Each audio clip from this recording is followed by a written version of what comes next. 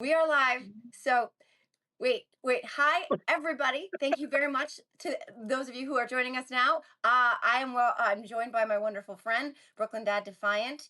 Defiant Dispatches here on Substack. Find it, subscribe to it, read it. You'll be smarter. You'll feel more sane. You'll feel more seen. You know, all the things. Brooklyn, we were just talking about songs because that says when you do these things, it says we'll send a push notification to your subscribers. And then I started singing push, push in the bush. And I was like, what's that song mean? And then Brooklyn, what song did you sing? I can't remember what you said. Well, I was saying, like, when we were kids, there were so many songs that went over our heads. Like, there's one, Afternoon Delight. Like, Oh, we're singing that song. It's like a little pleasant song. We didn't know people yeah. were talking about getting busy in the afternoon. Um, there's another song, Baby, You Make My Love Come Down. Oh, yes, Oh, you baby, make you my. make my So, love come. yeah. Yes. So that was a song about orgasm. Oh, Love Come oh, Down. So, oh. Well, yeah. did you know that Kiss Euphemism. the Frog by Peter Gabriel is about a blowjob? Yep. Yep. Little known we fact, gotta friends. we gotta do an episode all on just like euphemisms from music. Yeah. Or music, yeah. And also we should do an entire episode on lyrics that you always got wrong. And then one Oh, day that's it my was favorite. like an epiphany. Like I thought big old jet airliner was we don't carry lighters. Why? I don't know. Because it made sense to me at the time, which is crazy. Yeah. Yeah, and Yeah, forget yeah. every Elton John song ever made. It's like once Oh you get yeah. past Bennett, and it's like hair shoes. No idea, right? So Guys, true. So put true. lyrics that you've always gotten wrong in the chat, please, because we've all been there. We've all done that. Like, there's a bathroom on the right. Like, no. But Bad Moon on the Rise doesn't make sense when you're 7. So, right. Anyway, Indeed. how are you? Uh all things considered, I'm doing well. Oh, happy birthday, by the way. Wasn't it just your birthday? Didn't it just Well, pass?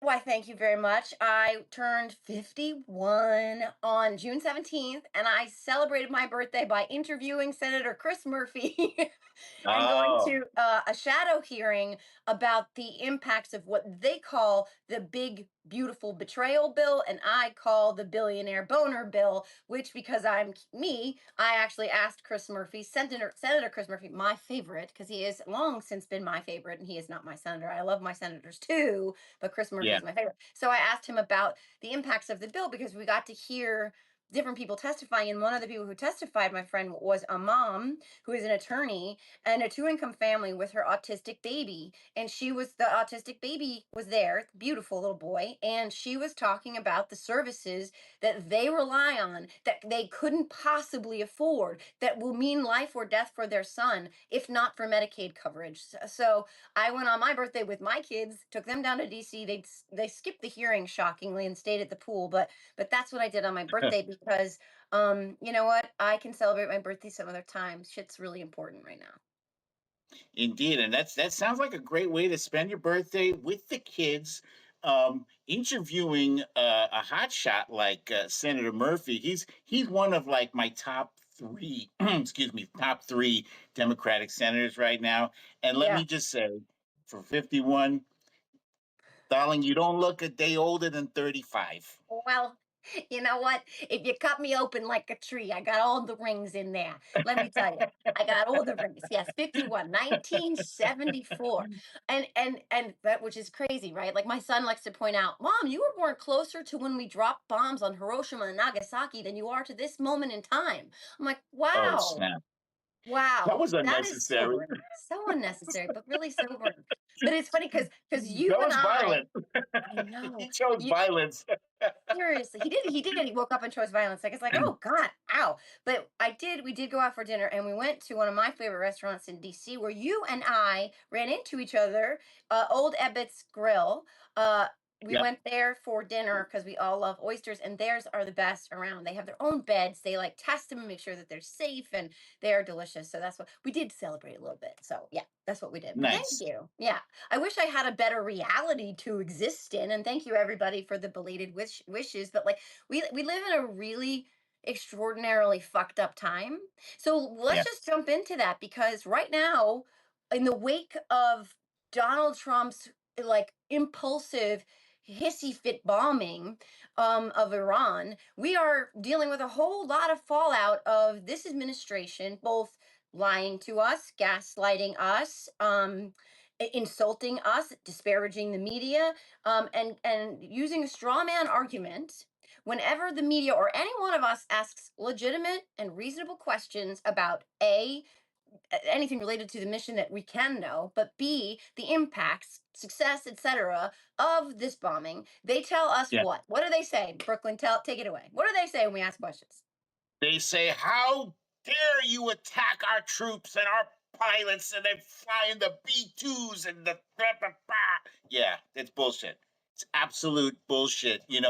I feel like for the past several years, I've been working overtime to try to help reclaim the sense of patriotism, like because Mm. people on the right have had that claim to we're the best patriots in the world. No, you're not. You No. don't have an exclusive claim to patriotism. And in fact, if you truly love America, you will point out its ugly warts and its nasty bullshit and you will try to fix it. Like, I Hmm. love my kids, right?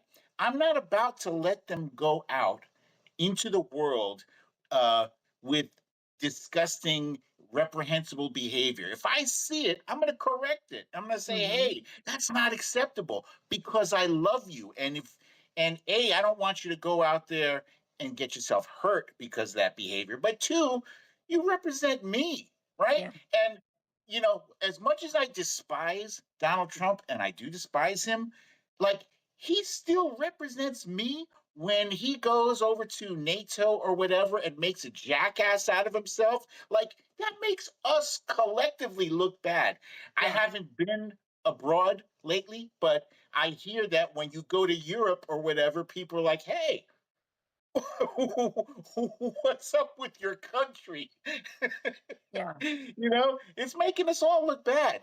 I've been telling people don't even come to the United States because it's not safe for you. Especially, God forbid, if you're like a brown person, Hmm. if you look Mexican or Latino or whatever, you might be kidnapped by one of those masked ICE guards. Yeah, I mean, there's some statistics out now. Number one, there's 59,000 people so far in these ICE detention centers, half of which have no criminal records at all. And they have some stat of like 80 people who are American citizens have been kidnapped and deported to other countries. Clearly countries that we're not born in. But also Oh, jeez.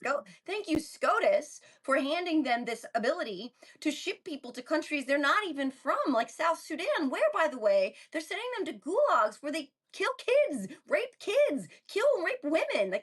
But this Hmm. is pure insanity. And they didn't even have the balls, those motherfuckers didn't even have the balls to put any words to their decision. We had to deal with trying to piece together what they had decided through the dissents that came from the only three sane people on the damn bench. But like all of that, my friend, while they're trying to gaslight us, like the secretary of day drunkenness in that fucking shit show display this morning goes out there and by the way, again, watching his body language should upset and worry all of us. Okay, like if you've been around anybody who has an alcohol problem or anybody who has an abuse problem, right there, Yeah. folks, that was a master class in that body language was a master class in red flags there. But like for him to attempt to tell both the media and the American people that we don't appreciate, that we're degrading and demeaning the men and women of our military. By the way, was at least one female pilot,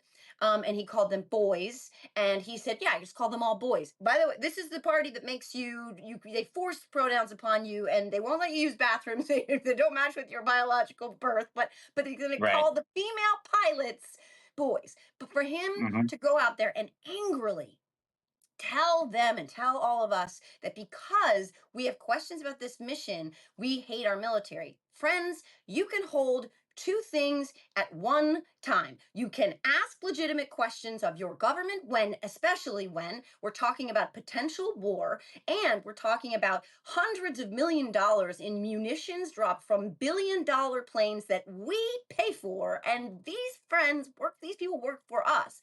You can Yeah. have those questions, you can ask for those and demand those answers, and you can support our men and women in the military. You can do those two things at once. And to be gaslit by an administration that is headed by a five-time bone spurs faking, draft dodging, POW demeaning, Gold Star family insulting, military widow degrading piece of Hmm. shit, for him to tell us that they love the military. The reason they're doing this, the only way you're capable of doing this, Donald Trump thinks that we all want to demean our military because he does that. So he Yeah. assumes everybody else does that too. And it's bullshit. It's a straw man argument. And the media, I will give them credit for this. They have stood up repeatedly and said bullshit. Pete went after the Fox correspondent today, and she was like, Jennifer something, right? yeah. Jennifer, I don't What remember her does last anybody know name. her Yeah. name? Put it in the chat. He went after her, and I wonder if she like turned him down for like a blowjob or something because it seemed like personal, and he's a freaking drunk. But they're like, no bullshit. We're not gonna let you gaslight us this way. And hi, Scott Yeah. Dworkin. Scott's here. Brooklyn. Hey, Scott just Scott, joined. what's up, But buddy? so yeah. So what are your thoughts on that too? Like I know we kind of touched on it, but like, are you mad? Do you feel fired up about this? I'm so fucking clearly mad. I feel like every single news outlet needs to step up, and they need to take a stand, whether it's in response to Natasha Bertrand being called out specifically by Yeah. Trump and him requesting that she be fired, Yep. or whether it's that woman Jennifer who asked the question today of Pete Hegseth. They have to make a unified front, and I'm including Fox News, Yes. including Fox News, because whether they are entertainment or whatever, they've got news in their in Mm-hmm. their title. They're Yeah, they considered do. news. Yeah. Um, that is one of the warning signs, one of the red flags of fascism, of authoritarianism, is attacking our free press, and nothing is more important to our democracy than our free press. Those people who are bringing us the news. Mm-hmm. They also talked about shutting out Congress Yes. from informational briefings. Yep. So like they completely want to control the narrative. No more real news. It's all about who can cheerlead the loudest. Rah rah rah. No Mm-hmm. no negative, only positive, even if it's bullshit. And that is bullshit to me. Yeah, and this part that you just mentioned about Congress, this is the richest. This is the chef's kiss, right? First of all, they're doing the Senate, or they just did the Senate finally, but they canceled the one for the House in the last minute. And what they're using as the guise for potentially canceling all this shit moving forward, which is another power grab that, Congress should actually stop self-gelding and say, fuck you, all you Republicans, I'm talking to you. This is Yeah. my check on you, the executive. This is exactly how our country and the three branches are supposed to work. So you're not taking my power away. I'm not going to punch myself in the dick for you, but they won't. But nonetheless, the chef's kiss is that the justification, and I'm using air quotes a la Don Jr. here, although I'm not fucking 20,000 feet in the air high on God knows what it snorts. But yeah, yeah, do it. Oh my God, it's like fucking stop. But like the justification is that they're saying the leaks came from Congress. That is what they are saying, that the leaks came from Congress. Congress that wasn't briefed on the mission somehow leaked the intelligence reporting they didn't get. So now they're going to use that as the pretext. You're frozen. I hope you're still here, Brooklyn. You got okay. I think you're back. They're going to use that bullshit as the pretext for not briefing their check on power that is Congress. This is insanity, and this is the problem with the Republican Party. They all think that Donald Trump, every time he crosses the line, every time he comes up to the line, that every time they give him a little bit, that he's going to stop. No, he's going to come for it more and more and more until you're just like piles of goo, of sentient goo on the fucking Senate floor, wondering what happened to all your power. This is what you do. You stand up in this moment. Like it's just it's pure insanity the way that they've become such cucks. Like for this freaking idiot. I just it just Well, infuriates me. It makes me sick. Well, that is the main reason I believe why he picked such blatantly unfit, unqualified people for those cabinet posts. Everyone from like let's start off with Pete Hegseth, right? Pete Mm-hmm. Hegseth is a joke. He's like a Fox News guy. Pam Bondi, who actually I Mm. thought Pam honestly thought that when Pam Bondi was selected, well, at least she's got law experience, right? But no, she's like worse than she's one of the worst. She's on the same level as Caroline Levitt. She's shameless in how she's like Donald Trump is the best president ever. So these are people who will support his vision of making America North Korea again. Yep. In their effusive sycophantic praise of his bullshit. Yeah. Um, I the thing that I'm scratching my head about is this war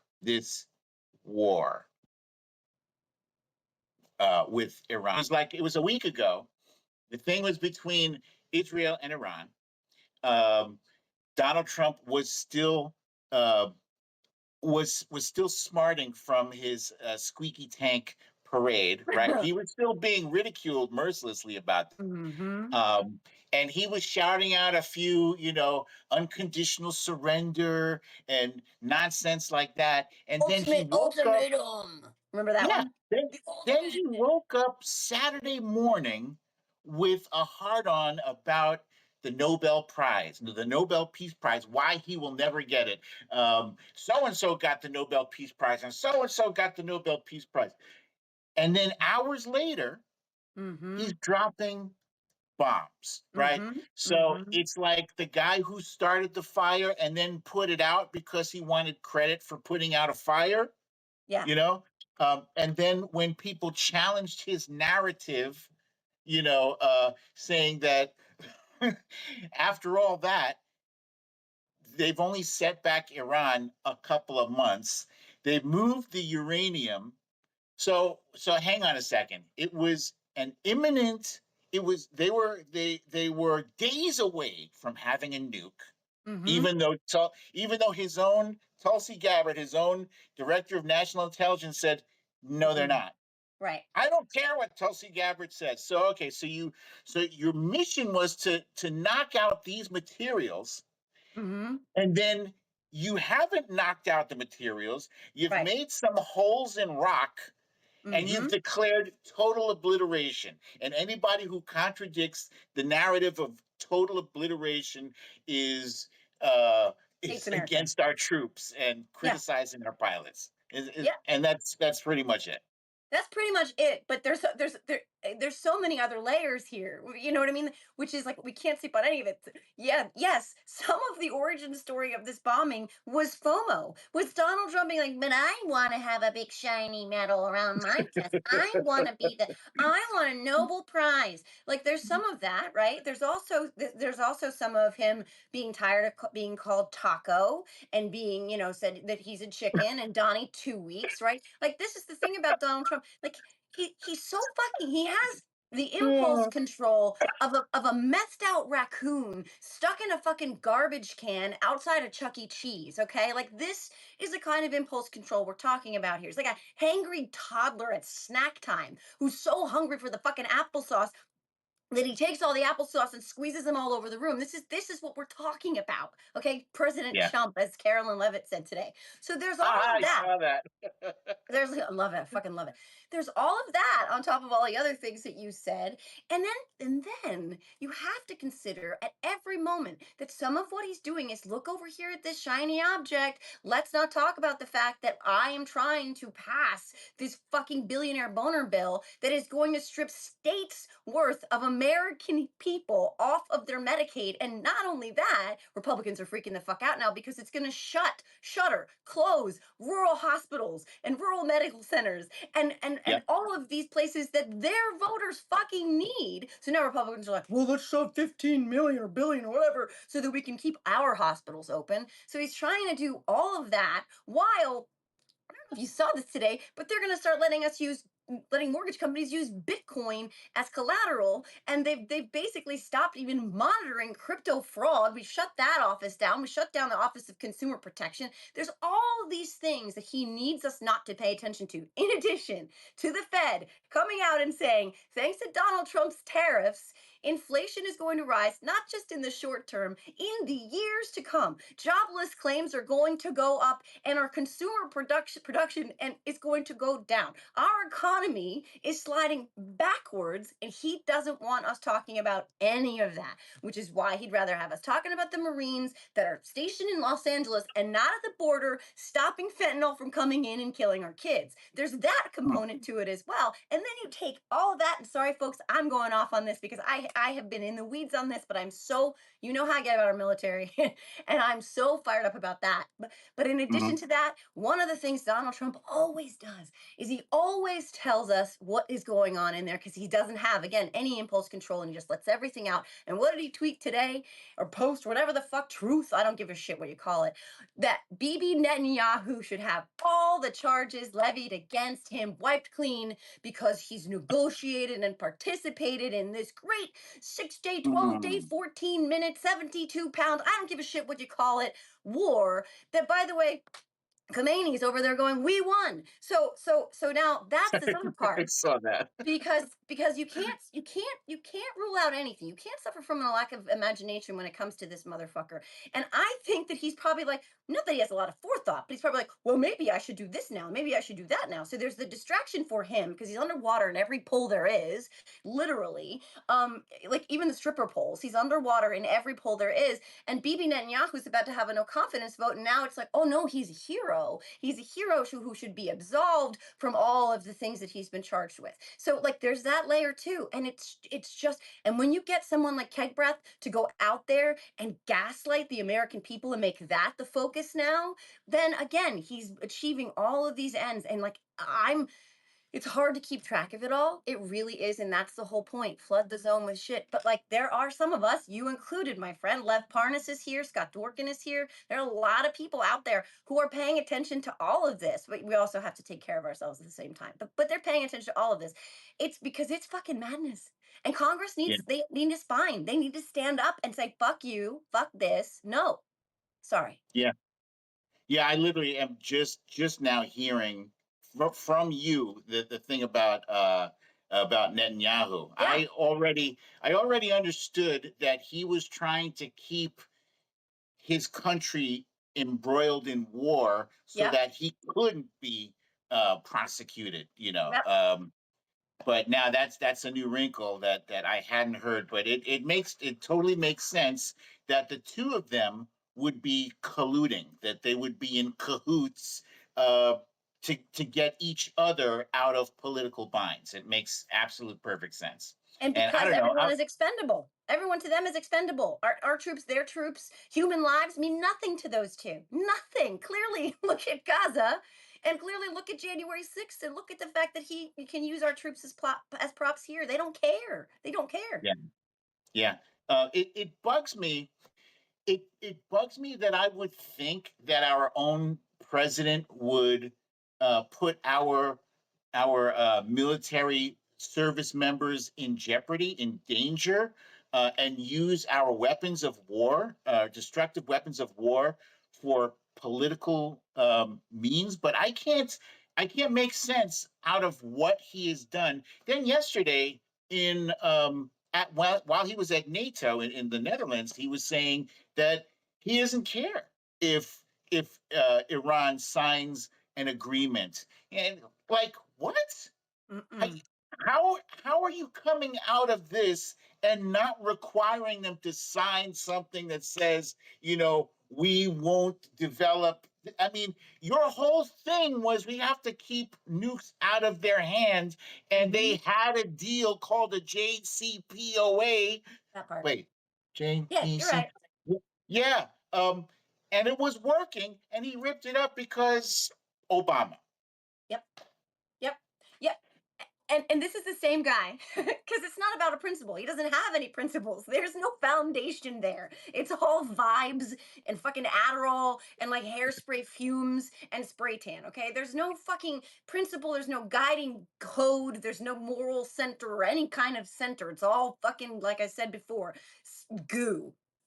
So he just makes shit up as he goes along. Remember, this wasn't about regime change. How many times did Rubio and Hegseth and everybody else, Ratcliffe, blah blah blah blah blah? This isn't about regime change. And then what does he do? He goes out and he truths about regime change. Like Yeah. then he says Yes. he wants regime change because it's a terrible regime. And then what does he do when he brokers the ceasefire? God bless Iran. God bless them. God bless us, everyone. Now this is a golden non-regime. Now all of a sudden it's they want stability and peace, and it's like, what, just 15 seconds ago you said, but now, and like this is the part that makes me also insane. How on the God's earth are they going to come out within 32 seconds of this mission and go total obliteration? It's all gone. 10,000 feet in the ground. There's where there was sand. It's now just a hole that goes to China. You can literally slide right here through Fordow, go right to Fordow, and you wake up in Beijing, friends. This is the new hole in America. They would change the structure of the Earth itself, and then they're like, we don't have conclusive intelligence. We don't have it. That's not conclusive because we don't have it. So you can say all that, but unless you go there, you don't know. And by the way, the Israelis went there and the Iranians said, and now we're supposed to trust Iranian intelligence and we're using Israeli intelligence, but we're telling you that we know it's been obliterated, but we don't know Yeah. it's been obliterated because our own intelligence told us that because they're lying. Holy shit. How is this? So How? How? that kicks back to the whole thing uh, where they asked Trump about the intelligence on Iran being close to a nuke, and they're saying, well, the intelligence says they're not close to having a nuke, and he says, who says that? And they're like, Tulsi Gabbard. Well, she's wrong. I don't care what she said. I think they're close to having it, right? So hang on a second, right? Your director of national intelligence right now should be the most important person in your cabinet, maybe next to your secretary of defense, right? Mhm. Um, so if you can't count on her information No. before you're making a critical decision, that bombing run cost like $200 million or something, right? Before you're making a major decision to Yeah. bomb a sovereign nation, you can't count on her. Why does she still have a job? Why is she still working for you? Because that's, if there's no other reason to have her, that was the reason. If I have Michael Jordan and LeBron James on my team, why am I leaving them on the bench in the finals? Right, Right? right, right, right. Or if I need a colonoscopy, why am I going to not go to my proctologist or gastroenterologist or whoever the fuck it does that does the butt stuff? That came out wrong. But instead, why am I gonna go? Why am I? I'm gonna go to my plumber. Am I gonna go to my plumber and be like, yeah, can you do my can you check my butthole? Because I don't trust my doctor. But actually, I saw a video once I think on they can do butt. I think plumbers do butt stuff. Yeah. that's a whole It's different. it's That's a different. It's a subgenre. different That's yeah. That's a different. porn subgenre. We could talk about that in an after hours OnlyFans version of this Substack Live. But like, yeah, like I'm not gonna trust my doctor who just does this butt stuff. I'm gonna go to my own feelings on this because I saw a video once on a colonoscopy, and so I know that I shouldn't listen to my doctor because I know that I'm right. And I'm gonna go to my plumber instead. I mean, it's absolute and utter madness. But again, it speaks to the fact that not only wasn't any of this thought through, and so much of it was fucking impulsive, distraction, et cetera, et cetera, et cetera. But it makes the case for Congress, hi Republicans, it's me again, still calling you, to say he used powers he doesn't have because there was no imminent threat to the American people. And these are the thresholds you have to meet in order to be able to do the things that he did. But they're saying, based on false intelligence that he made up in a fever dream he had while pooping his pants on a golf cart, that yes, despite everything my own experts in intelligence community have said, I think this, and then I'm gonna drop bombs. It's madness, and that's why I keep going back to this. I mean, it is pure naivete on my part to give Republicans credit for anything, but you would think that they would still have a shred of like, you know what? That's our job. But no, they're not doing that. Do you think, at this point, do you think that the majority of America can see through the bullshit right now, or are they buying this nonsense? Majority is a big word here because I think for the most part, The majority of people who are paying attention. the majority of people who are paying attention, I think that they can see through this shit. I think you've got a couple of problems here. You have the willful sort of cognitive dissonance crowd who will twist themselves into whatever pretzels they need to. And you've got the jingoistic component to this, which is like the drumbeat of we love our troops, we love America. This was a huge success. Why can't you just cheer for America? Why can't we have every story about their success and how brave they are? And so you've got that drumbeat, which is clearly very powerful and very motivating and historically very successful at convincing hearts and minds. But I think for the most part, what I would hope anyway, and this is where we come in. This is where legacy media right now, they have a job to do as well. And I would say that I think they're meeting this moment, and I don't give them credit lightly, but they're meeting this moment pretty well. They have to keep pushing back and they have to keep telling the American people that's bullshit. That's a Yeah. straw man argument. You're being gaslit. This is propaganda, and it is an attempt to brainwash you. Don't take the bait. But we have to keep doing that too, because here's what I know. Here's what I know. Republicans were fighting over this. They were slapping each other in the face 24/7. Candace Owens, what's his name, Levin, whatever his name is. They Mark were, Levin. yeah, they were fighting with each other. Marjorie Taylor Greene, Steve Bannon, et cetera, et cetera.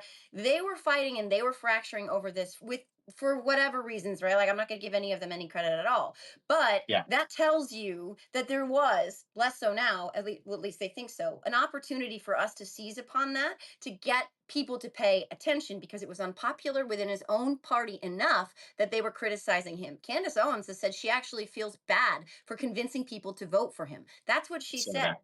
Right. So I think we need to keep seizing on that. And hey, friends, you said no new wars. You said, and Marjorie Taylor Greene is mad because she's a historic anti Semite and she can't have us doing anything to help Israel, period. I mean, look, space lasers, that's what she's mad Yeah. about. That's Yeah. what she's mad about. And she's also telling on herself there too. But I think, Brooklyn, I think that we have, this is a big one because this is what 5.5 months into this second season of this shit show, and this was an escalation that got a lot of people's attention. War is one of those things that like you got to navigate that shit carefully or you're going to end up with mission accomplished on a friggin' aircraft carrier historically Yeah. looking like an idiot. So we have to keep beating this drum, but we need our elected officials to meet us where we are. We need them to do this. They need to go to their phones. Where are they? I want them doing this right now. I want my representatives out there saying they're trying not to let me have access to this intelligence. That means you don't have access to this intelligence. That means they're keeping Yeah. you in the dark because I answer to you. And if I can't tell you what's going on, then you're in the dark because that's where they want you. And so I would recommend that not only you and me and Scott and Lev and Aaron Parnas and everybody out there who does this to keep beating this drum into oblivion, but also to demand that our elected officials on both sides of the aisle, because that's still a thing, stand up and say no. Say this is Yeah. unacceptable. This is unacceptable. This entire episode stinks of Kabuki Theater. It was a Yes. rush. It was a rush to get us into that. Like, Yep. there's that saying, like, measure twice and cut once. Yeah. You know, yeah, no, they didn't measure once. They No. just they just started cutting and Yeah. bombing and stuff. Um, Everything from the time he stepped into office has been a rush. Doge kicking down doors and fraud, waste, abuse, and it's all bullshit. Mm. What is the rush to cut all these services to do it now instead of getting an auditor in and examining what's legit and what's not legit? There was somebody from the Doge thing who came out and said, there wasn't much fraud at all. You Right. know, um, the rush to get into this war and then the rush to end it. Let's call it the 12 days war. They Hmm. already had a brand name for the war, the Yeah. 12-day war. This whole thing stunk of a show. And now that you've told me, I didn't even know about that side deal with Netanyahu, to get him off the hook. So Hmm. yeah, there needs to be a deep investigation, and yeah, it does need to be bipartisan Yep. because previous investigations of Trump have usually been, by us, and it looks one sided. It looks like lawfare or whatever they want to call it. Both parties need to get to the bottom of this because you can't just put our taxpayer funds towards bullshit wars. Mm-mm. Um, to further your own selfish goals. Yep. And we all have a job to do in that regard because we have to hold their feet to the fire. We have to, whether you live in a red district or a blue district, whether you have, senators who are Republican or Democrat, you need to start ringing their phones nonstop. You need to start blasting their emails. You need to start like telling them, no, we do not accept this from you. And also, just to that end, which is kind of crazy to me because he's a terrible, horrible person, Thomas Massie, who's become this sort of weird white knight in Yeah. this craziness.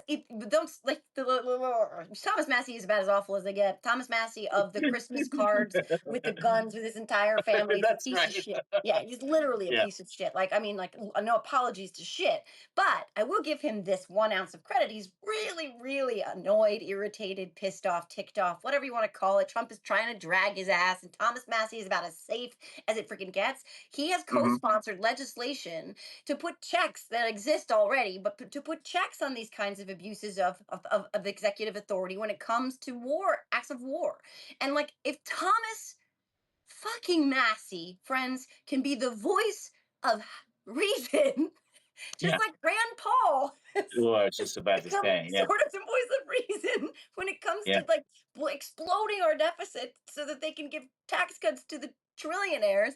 If Thomas Massey, yeah, Freedom Caucus, right? If Thomas Massey and Rand Paul can be on the right side of some of these issues, Lindsey Graham can be, forced to be there too. I mean, maybe, but Ted Cruz, etc. Like, you just have to apply enough pressure to these cucks and make them do the right freaking thing. Joe, my goal for one of my goals for the rest of this year is to actually figure out a way to break through the noise and convince MAGA that it is stupid to defend billionaires' rights to take away shit from you so they can buy another super yacht, so that they can buy another private jet. I don't understand it. I don't understand how, gas, groceries, et cetera, how you can look at the impacts of these tariffs and you can put facts and stats and numbers out there for them to consume. And 9 times out of 10, they will answer me with two things: cry harder and the double fisted jerk and twist gif of that piece of shit dancing, because that's the mobility of his legs. He can't Yeah. move his legs because that's why his pants are 7 sizes too big too, because he's got a brace on one leg, a catheter on the other, and God knows what else is paper string, paper mache is keeping that Franken fuck together. But they'll answer me with cry harder when they're the ones paying the price. But they can be reached, and I've seen it's not often, right? I don't know if you've seen some of Walter Masterson's videos. Yeah, He is hilarious, like, he is and hilarious. but he will break down tariffs for them. There's some of these folks don't even know what tariffs are, what they No. mean, what they do, who pays for them. They don't know it until he like forces them on camera to break it down. So Yeah. I don't know. It's going to be a slow grind, I suppose, but it has to be done. It Yes. we can't keep talking past each other, right? Nope. At Right. some point, we need some of them to help us turn the tide against this in this ridiculous MAGA-ism. Yeah. And I still think this, and people can give me shit for being optimistic or naive or whatever. But I still think fundamentally most Americans exist in the middle. Most Americans just want these sort of fundamental same things, right? Like we want to wake up where we don't have to think about what is my government doing to me today, or we don't have to worry about whether or not our kids will be safe from gun violence at school. We don't have to think about whether our milk is safe. We just open the milk, we pour a glass, we hand it to our kids, and they drink it, right? Like we just want to wake up with a roof over our heads and our kids' welfare priorities, and we want to live in a country where we can coexist without all of this shit being out there to divide us. And I think that Yeah. you are going to have people on very far edges of all of this, but and it's really hard to reach the ones that are in the middle because they need to feel the reality of where we are, and they're being gaslit into believing that we're in a place that is much stronger than it is, just like they were gaslit into believing that we were in a place that was much weaker than we were in the last election. And we weren't able to get them to see that we were moving in the right direction. And so I believe that if we make the case consistently for two things: the harm this is going to do to regular folks, to their moms, their dads, their kids, their neighbors. I talk about this a lot. Like the guy who makes their pizzas, the landscaper who's been cutting their grass for 30 fucking years and gets Yeah. disappeared. Who's four grown children, three of whom are Marines here in this country. Like I think that we have to highlight the cruelty and the depravity of this, but we can't just do that because then they're going to want to crawl into holes and retreat into a place where they disengage. We have to also give them action and hope and something to do and something to believe in, and that requires a constant steady stream of communication. Gavin Newsom, who I have criticized many times, but in the immediate wake of what was happening in Los Angeles, I believe that he was messaging really, really well, not just to the people in California and the people in Los Angeles, but to the people of America and the world at large, because he was doing one fundamental thing that I think drives change the most. He made people feel seen. He made them feel like, I'm not being gaslit into believing this shit is normal. This is crazy. This upsets me in my soul. This worries me. I'm scared, but I'm also Mhm. not a shrinking violet that's just going to turn my head and walk away. I'm going to stand up, I'm going to speak out, and I'm going to meet the moment with the intensity it requires. And he did that. And that's what we need every single day from every single one Yeah. of our elected officials. We have great orators out there. We have amazingly powerful. We have John Ossoff. We have Raphael Warnock. We have Jasmine Crockett. We have Chris Murphy. We have Pete Buttigieg. We have incredible messengers, and many Yeah. of them are meeting the moment. We need an army of them. And let me just say this. Something that the right has been very good at is fear, is motivating their side with fear. And what we have to do to counter that is make our message of hope way more than their message of fear. It's that simple. And, I can't talk too much about um, Zoran Mamdani because I don't know enough about him. What I do know is that he excited the hell out of New Yorkers. The New Yorkers who did participate in that primary, um, they're excited. They were excited about him. Much because, frankly, the folks on the far left, the progressives, they don't care much for Brooklyn. Same. I'm not really they, one of their heroes. No. they don't love me too much. But what I notice is that the voters were looking for something else, and that's what they landed on. A lot of the voters were younger. He engaged people. He went to where people are. He did this walk like all across the city, which I thought was phenomenal. I thought it was great.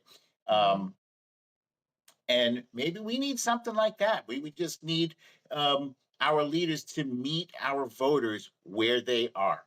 Yeah. Yeah, and we need them to speak plainly and keep it real. Like, people don't want to be talked at. They don't want to be told that they feel something that they don't. They don't want you to focus on which words you use or how you use them or what statistics you are using to decide which words you use. They want you Yeah, to be somebody that they can imagine themselves talking to and trusting, a because real relational, person. that's right, that's what relational organizing is. It's like, if you know, an expert on TV can tell us all one thing, but if one of our friends tells us, we're going to believe our friend. We're going to leave our friend over a lot of people because we trust them. And then what are we going to do with that information? We're going to tell all five of our friends. And that's how Yep. that works, right? Because you tell the people, you tell them that you can trust me, and then you show them that they can trust you. And you do that by talking to them about seeing where they are and having a plan, not only to get out of it, but to help them help you get them out of it. Because you have to remember, in this process, always what we saw with the No Kings marches, what we've seen with protests all over this country, all over the world, is that the power of the people is much stronger than the people in power, and they want us to forget that. So you have to tie that back in. When you tell people it is your voice, it is your vote, it is your power that helps me help you help me.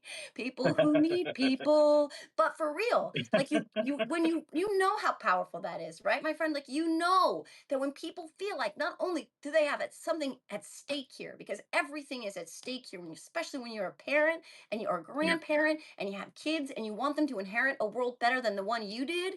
People are motivated by taking their own power, by holding on to it. Democracy is a very popular idea. It's why in Yeah. ballot measure after ballot measure, we saw people who voted for Donald Trump saying, no, you're not going to take my power, my autonomy away from me. I may not agree with all of your politics, but on this one fundamental issue of my ability to exercise control over my body and my choices, I'm going to stand up and say no. That's the message. That's what I want to hear and see from my elected officials. But that's what I want everybody out there, all 1,300 of you amazing, beautiful people, to carry that forward, because that is infectious. Not like, Donald Trump's STD is infectious, but infectious in a good way. And it is the antidote to fear. It's the antidote to hate. It's the antidote to cruelty, to bigotry, to division, to stoking those fires that they want very much to divide us and keep us apart. So that's how we beat this. That's how we do it. The only way out is through, and the only way through is together. I fundamentally fucking believe that. I'm gonna die on that hill. I just am. That's right. That's right. I co-sign that. Oh. Um, I also I know that I know that you have some things to do with your kids. I want to say to our amazing audience right now, contact your representatives in Congress. Apparently, they cannot go on vacation until they vote on that big deadly bill. And I would say this: contact them and make sure they do not cut Medicaid. Period. Not a penny. Not a penny from Medicaid. They're trying to say, oh, we want to strengthen Medicaid. You're not Yeah. strengthening anything by taking money away from it. Okay. You Mm-mm. just not. That's not how it works. That's not how anything works. All right. So contact your member of Congress and demand that they take a stand and vote to kill that bill. Yeah, and remind them that they're going to be tethered to this vote with a cord of steel for the remainder of their terms in office and beyond, because Yeah.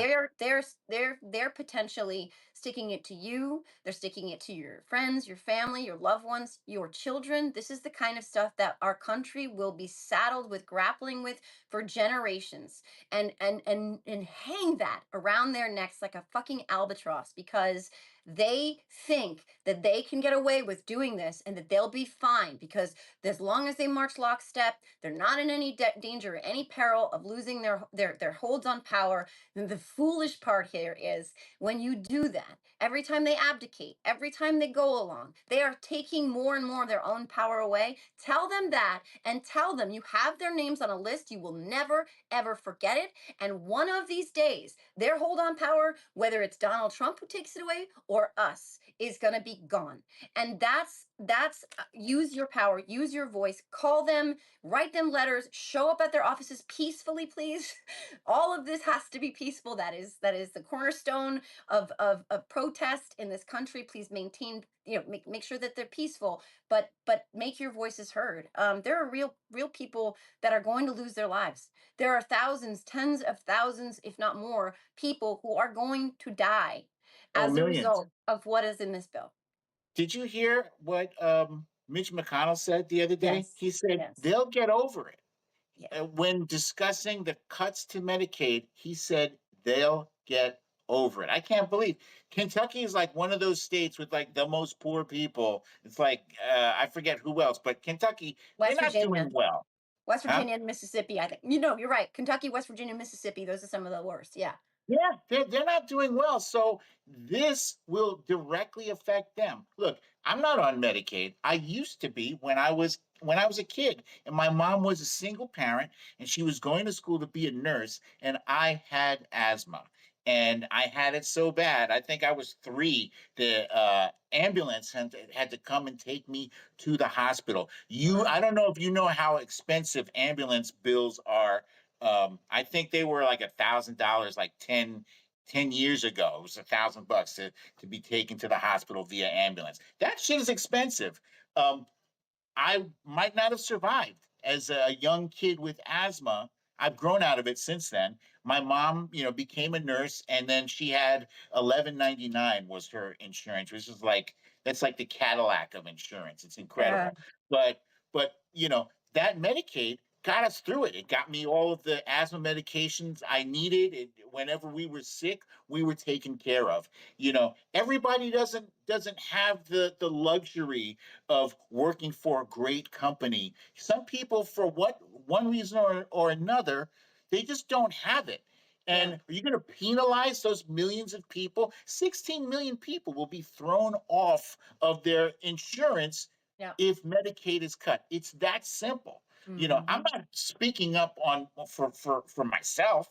I'm speaking up for all those people who don't have a voice, who don't even know what the hell is going on. They don't even know what their elected officials are about to do so that some rich fuckers can buy extra shit. Well, That's, yeah. people need to be fucking pissed off about this and speak up and get on the phone and make it happen.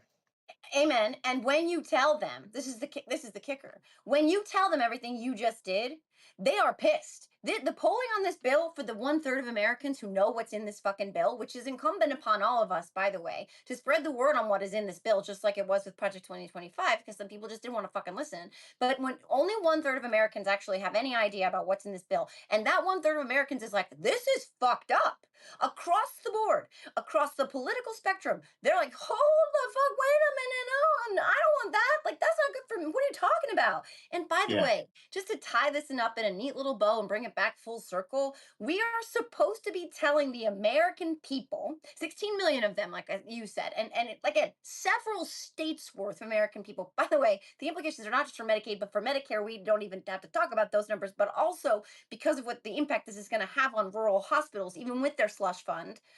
We are telling the American people we can't afford to insure you, your babies, your kids, your mom, your dad. We can't afford to do that. But guess what we can afford to do? We can afford to take $2 billion planes and load them up with $400,000 munitions and drop them on a mountainside to the impact of which we don't even know was of much success at all anyway. We can take Yep. all of that, blow up a mountain and some sand in a country halfway across the world on a fucking whim, but we can't help you get health insurance. Your autistic toddler can get fucked. That's what they're saying, because we Yep. don't care. We can Hmm. afford trillions of dollars, $1 trillion for the Department of Defense so that they can play GI drop bombs. Not that I'm saying we should not fund our Department of Defense. Again, as we all know, this is near and dear to They're my heart, and I have a overfunded. true soft spot. But $1 trillion while we're telling you to get fucked when it comes to keeping your kids and yourself healthy. This is not a functioning fucking government. It's not a functioning society, and it's an unpopular bill. So that's why we have to continue to tell people what is in it. And we are up against the clock here, friends. Like, we're all the head of lettuce right now, and we have to use our voices. We have to just, like Brooklyn said, and if you don't know where to find the numbers to call, I'm going to put it in, when I post these video clips, I'm going to put numbers and websites for you to click and link and call. Like, there's 1,400 people. If we all go tell 5 of our friends to take this one simple action, think about how many people that is. And think about how relentless we can be in making sure that they understand that we see them and we're going to hold them to what they decide in this moment. I think that's 7,000. He said we each tell 5 people. Yeah. Is that 7,000? I don't know. It's math. I don't know. Brooklyn, I couldn't. Fun fact, I think I was undiagnosed with like a learning disability because I couldn't read or an analog clock, like a regular clock, until I was in 5th grade. Like I was like in 3rd grade in like this special remedial math class with blocks and stuff because I like just my brain. Like, honestly, if you had asked me the math on that, I would have been like, I don't know, 50 bajillion. I don't know, 7,000. Okay, 7,000 people is a lot of people and spread across our constituencies across this beautiful country of ours. And I don't care if you live in friggin' England, call if you live in Poland, if you live anywhere, call. Put Yeah. the pressure on them. Their staffers are amazing people, and I don't mean in any way shape or form to make their jobs harder. This is not about them, but they're, the elected officials that they serve, they need to know, they need to hear it, and that's the power that the American people have. 7,000. Yeah, that sounds right. I don't know. I gotta do the math on how old I am every year, Brooklyn. So I don't know. I'm But yeah, I'm sure this message is going to go well beyond 7,000 people because they're going to tell 10 friends. Each of them will tell 10 friends, and those 10 friends will tell their 10 friends, and so on, and so on, and right. so on. That's right. And guys, we saw historic numbers at those No King's Day protests and marches. We saw like absolutely like mind-boggling turnout for that. And people are understanding this moment, and yes, they are taking to the streets, and we can do that digitally as well. And we can do it, civilly and peacefully. And this is our moment. We're up against the clock, not only on the damage that will be done to the people of this country, but to our democracy itself. And I'm sorry, but like Brooklyn and I, we got kids. We made it a silent promise to that we are going to fight like hell to make sure that they inherit a world that is fair and just and equitable and gives them opportunities and freedom. So I'm not gonna just stop anytime soon. I'll say I personally I feel optimistic. I feel like there's some different kind of energy out there. You mentioned the No Kings, the No Kings parades, marches around.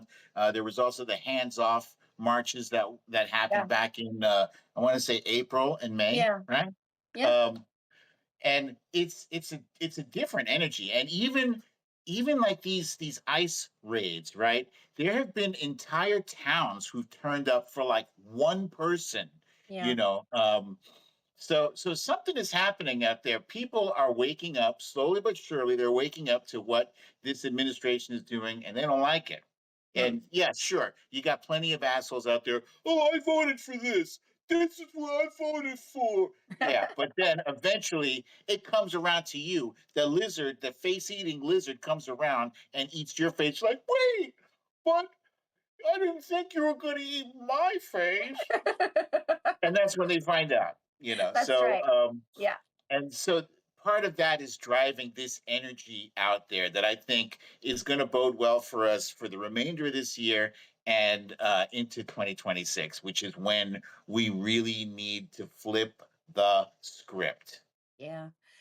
Yeah, I agree. And to your earlier mentioning of me having something to do, my kids both have bands on their braces, and they both forget them, lose them, whatever. If you have kids that had braces, if you had kids that had braces, they need the freaking bands. And my kids are like, "I'm like, are you using your bands? I don't have any. I don't have any.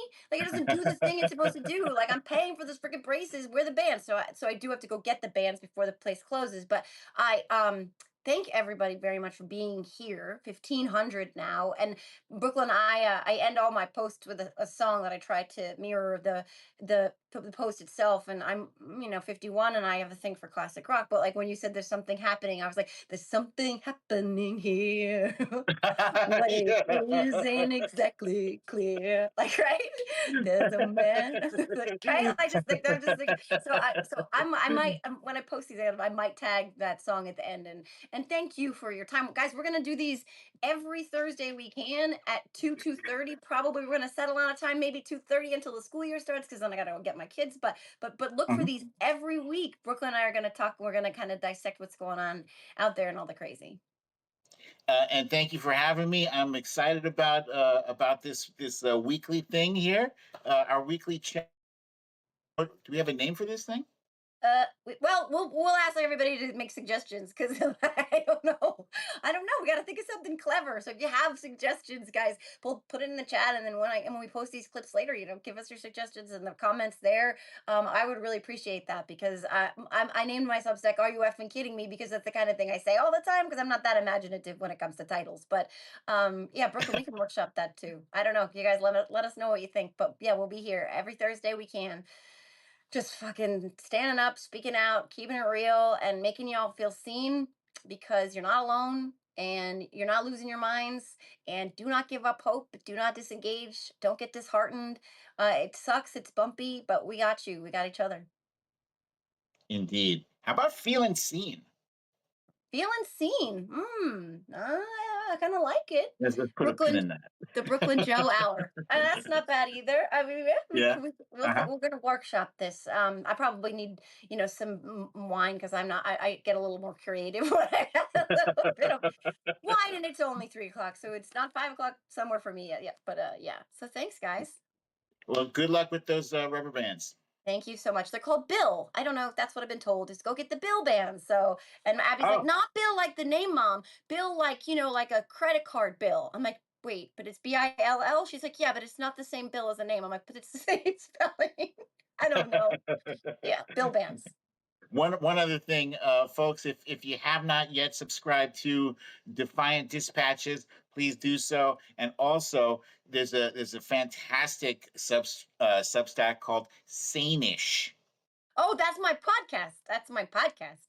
Yeah. Oh, okay. I thought it was for some reason I thought it was a Substack too. No, my Substack is "Are You Effing Kidding Me?" But yes, please Ah, okay. subscribe, guys. Follow. Like I said, read Brooklyn. Like what's so great about Brooklyn? One of the reasons that he was able to grow his account online to this massive place that it's in is because he's able to distill these huge moving parts that are crazy and nuanced and a little overwhelming, and he's able to distill them into this really easy to digest but empowering and engaging, thoughtful, short prose. So what he's done is taken that ability, that skill, that inherent skill he has, and applied it to his Substack in longer form. So it's just like seven of the best tweets that you've ever seen in your life in one essay. So please definitely check it out. We'll plug that all the time. And totally shameless self promotion here, I am incredibly fucking proud and grateful to everybody out there, because my little podcast my rebrand of what's called Sanish, I've been trying so hard to make that thing that grow. And this morning, I woke up and it's number 2 on the Apple charts for government. And What? it's like it blows my mind. I am so grateful. I have George Conway and Heather Cox Richardson together this week on the same episode, which was a fever dream of mine when I learned that they had gone to college together and met on their first day at Harvard and actually knew each other very, very well in college. And to think about their divergent paths to this moment where they reach the same destination and they are standing up to authoritarianism and they are warriors, to have that conversation with them together, it was like, I need to do this, and it happened, and I want to do it more, and I'm very, very proud of that podcast. But also, Brooklyn, point them in the direction of your show, because you have a YouTube show that is also fucking amazing, and I've been on it. It's so fun. It's a story time with BDD. I've been doing it for about 4 years. It's the best kept secret on YouTube. Shouldn't be a secret at all. It's so good. It's so he put so much work into It's it. I'm actually yeah. envious of it. It's so good. Storytime with Thank you. BDD on YouTube. Yeah, check it out and look for us here. Look for us here every Thursday. We're shit's never gonna stop, so we're gonna be here to talk about it. And thank you for being here, and thank you for the comments, and thank you for the support, and thank you for engaging with each other. Because like building this community on Substack is also so good for the soul. Because you Yeah. when after 2016 I was like a lost, and I live in a very red area, and I didn't know what to do, and I didn't feel like I had anybody around me who understood where I was at, and I found that those people in that community on Twitter, and saved my life in a lot of ways. And Substack is that now. Substack, building a community here where people feel empowered and they feel sane-ish and seen. That's what's happening on Substack, so keep engaging with each other too. Feeling seen. We're definitely going to workshop that, but there's something happening here. And with that, we're going to end. Thank you guys. Thank you, Brooklyn. Bye.